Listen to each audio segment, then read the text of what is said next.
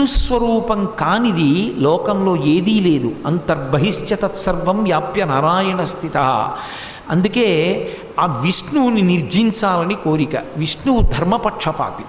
ధర్మం ఎక్కడుంటుందో అక్కడ విష్ణు ఉంటారు, వేదం ఎక్కడుంటుందో అక్కడ విష్ణు ఉంటారు. అందుకే శ్రీ మహావిష్ణువు ఎప్పుడూ దేనిని రక్ష చేస్తుంటారు అంటే వేదములను రక్షిస్తుంటారు. వేదరక్షణమే లోకరక్షణము, గోరక్షణమే లోకరక్షణము.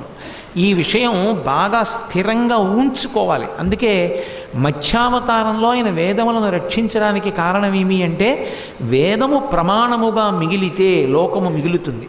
అందుకే వేదరక్షణమే లోకరక్షణము.